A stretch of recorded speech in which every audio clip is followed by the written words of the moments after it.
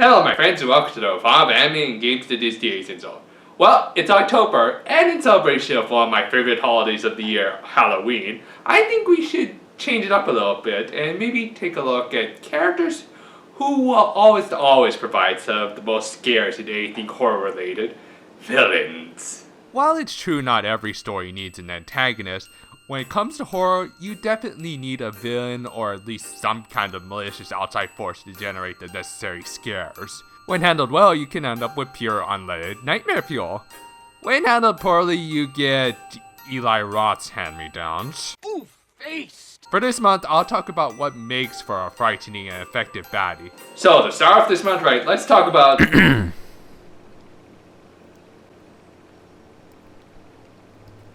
I was going to get to you at the end of the video, but since you insist, I was mostly inspired to do this little villain month because, well, I have an intergalactic supervillain on my couch right now, eating all of my Nutella. Chocolate and hazelnuts really are the greatest combination in the universe. Anywho, let's start off this month right by talking about the villain protagonist who I've covered more than once on this channel, like Yagami of Death Note.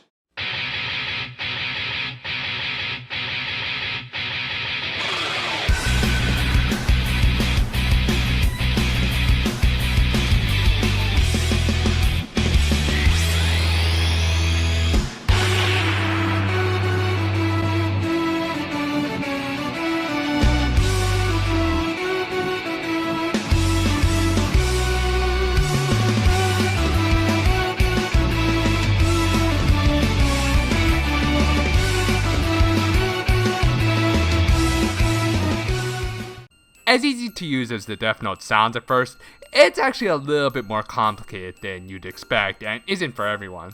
Like a certain poorly written dumbass who should have been caught by episode 3, but wasn't because everyone else is even more incompetent than him! Yeah, more on that later. The point is, in order to properly use the Death Note, you need a good amount of intelligence, a lot of foresight, and above all else, no remorse. Light Yagami has all of that, but especially that last one. Yes, even more than his intelligence that allows him to escape from some very difficult situations, Light's greatest weapon may in fact be his lack of remorse stemming from being a total sociopath. The scenes that exemplify Light's sociopathic tendencies were both some of the scariest, yet most well-written parts of Death Note in my opinion, and was what kept me reading for 12 volumes. And of course he's not the only popular sociopath in fiction. After all, we've got guys like Hannibal Lecter, Eric Cartman, Loki, and arguably the most popular DC comic book villain, the Joker, who is often written as a sociopath by good writers. I said good writers! Oh, and let's not forget about the two sociopaths that I put in the top 5 of my favorite Danganronpa characters list, which you can go see right here.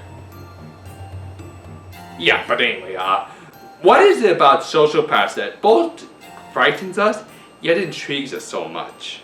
Well, for the first part, I think it comes down to a very base fear. The fear of the unknown. It's the unknown! Not that unknown. You could actually say it's the basis for a lot of other common fears, like fear of the dark, fear of strangers, and of course, fear of death. They're all things that we're unfamiliar with. Sociopaths have a mindset that most of us don't have and hopefully never will attain in our lifetimes. As such, we often have to assume they're dangerous and want to avoid them at all costs. However, to add to that fear, it's also often hard to spot them. I mean, aside from one of the guys I listed, if you were to see any of these guys on the streets, chances are you wouldn't be able to tell they're dangerous because a common trait among sociopaths is being a consummate liar. This is because their moral fiber is so abnormal that they are able to lie with ease, as from their perspective, they're not doing anything wrong. You may end up trusting them, thinking they're like the nicest guy in the universe and not a serial killer who wouldn't hesitate to kill you and your family. Someone like...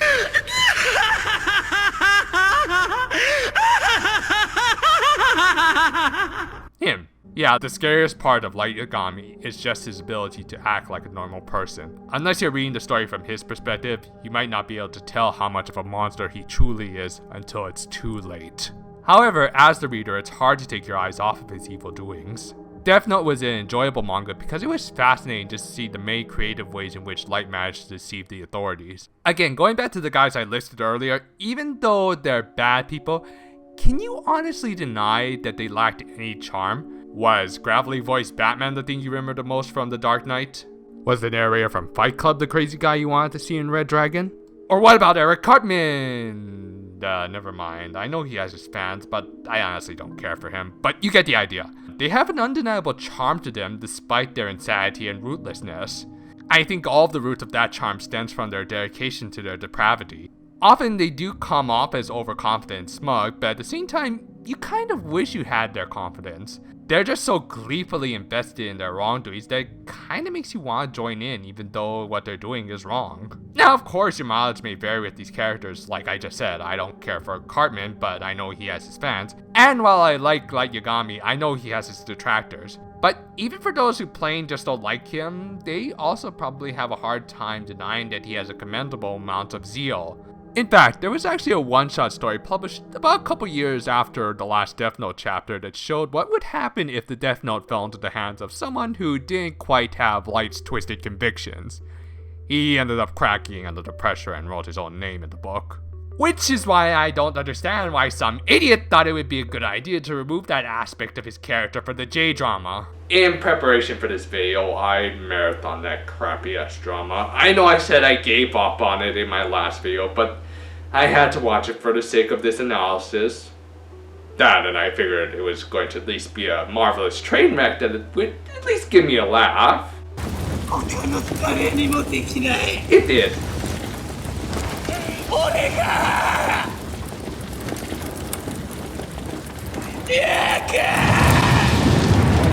I'm on fire! Funny thing, while I think the rest of that show is mostly crap, I'd actually recommend checking out that final episode just on a so bad it's good basis. But yeah, the fact that I ended up laughing at what was supposed to be a dramatic and sad moment really goes to show how tone deaf that show was and how misguided they were with their over-the-top portrayal of Light. Now, that's not to say there's ever been a subtle Light Yagami. I mean, hell, just look at the guy that got to voice him in the anime.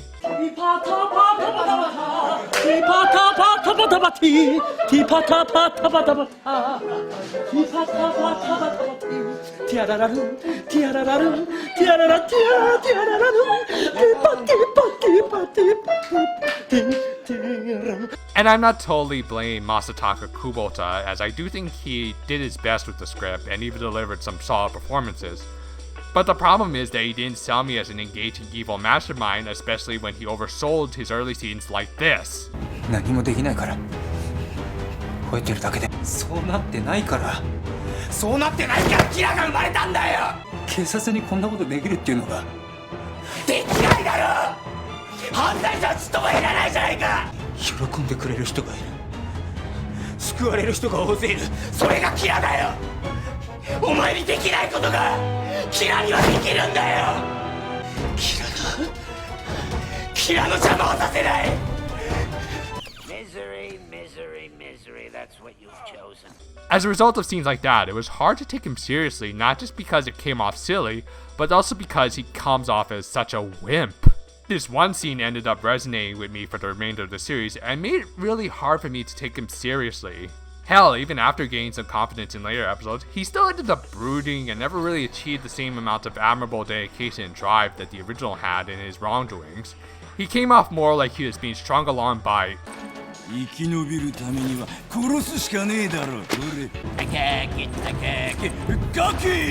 annoying Beetlejuice clone. I guess the writers of the show didn't get the memo saying that Light was supposed to be so ruthless that he made even the Grim Reaper admire his malice. It's no wonder the ratings took significant dips for the next couple of episodes. Now, as I said in my last review, I do understand what they are trying to do with Light's character.